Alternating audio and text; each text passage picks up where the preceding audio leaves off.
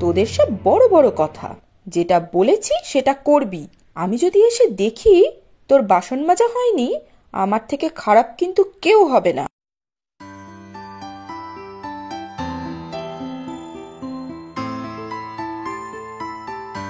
দিদি, তুই আজ স্কুলে না গিয়ে কাজ করছিস কেন? মাসি বললো তুই বাসন মাজতে চলে এলি। তোর না পরীক্ষা কয়েকদিন বাদে। দে, আমি তোকে সাহায্য করি। না রে ভাই, আমি একাই পারবো। আমাদের মা বাবা এত কষ্ট করে আমাদের জন্য, আমি এইটুকু সহ্য করতে পারবো না? আমি না হয় যাইনি, তা তুই যাসনি কেন স্কুলে শুনি? মাসি তো আর তোকে কাজ করতে বলেনি?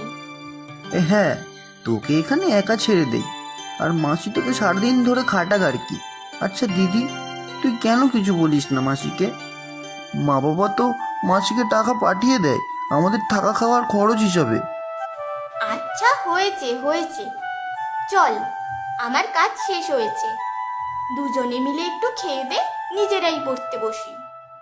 চল, আজকে তুই আমাকে খাইয়ে দিবি দিদি। কতদিন মা বাবাকে দেখি না রে। কবে আবার আসবে মা? আসবে আসবে, সময় হলেই আসবে। আর আমরাও পড়াশুনো করে বড় চাকরি করে মা বাবাকে আর কষ্ট করতে দেব না, দেখে নিস তুই।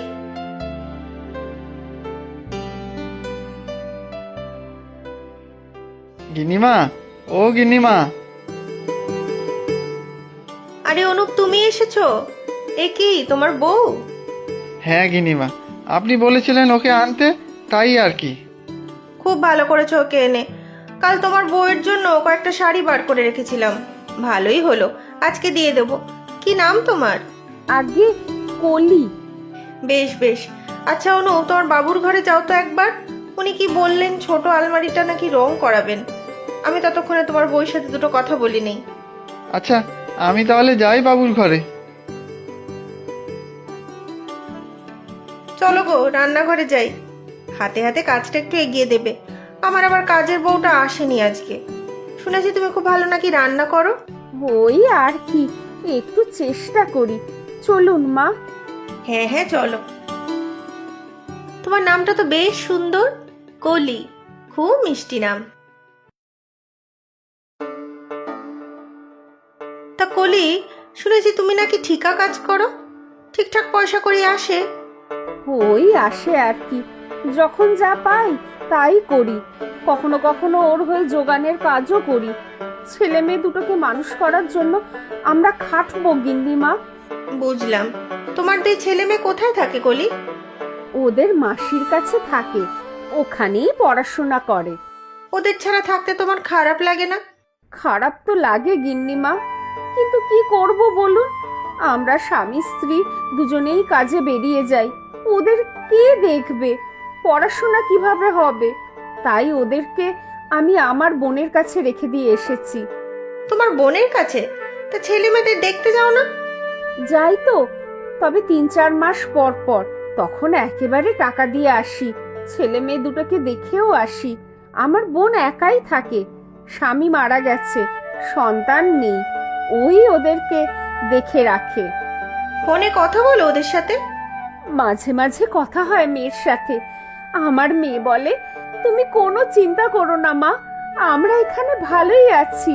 তবে আমার খুব কষ্ট হয় আমার গিন্নিমা। শোনো কলি, কেঁদো না। তোমার ছেলে মেয়েরাও একদিন অনেক বড় হবে, দেখো। তোমরা এত কষ্ট করছো, ঈশ্বর সব সময় তোমাদের পাশে থাকবেন। তাই যেন হয় গিন্নিমা, তাই যেন হয়। আমাদের অনেক স্বপ্ন, অনেক আশা। অনেক হয়েছে কান্নাকাটি, কালকেই যাও। তুমি আর অনুপ তোমার ছেলে মেয়েদের সাথে দেখা করে আসবে, বুঝলে? কিন্তু আমরা এখনো অত টাকা জোগাড় করতে পারিনি যে ওদের কাছে দিতে পারবো। কি করে যাব ওখানে? সব সময় টাকা দিয়ে সবকিছু বিচার করা যায় না কলি। তোমার কি দেখা করতে ইচ্ছা করে না ওদের সাথে?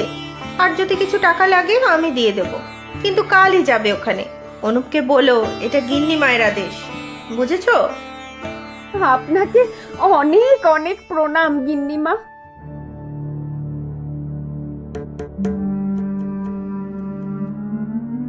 কিরে, তোরা দুটিতে এখনো এখানে?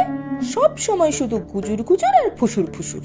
যা না যা, বললাম যে কাপড়গুলো তাড়াতাড়ি কেচে দে। মাসি, দিদি আজকে পারবে না কোনো কাজ করতে, দিদির জ্বর হয়েছে। ওই এলেন এক ছেলে, সব সময় মুখে মুখে কথা। তোদের মা বাবা তো এখানে রেখেই খালাস। জানিস দুটো পেট চালানো কত খরচের ব্যাপার? ওই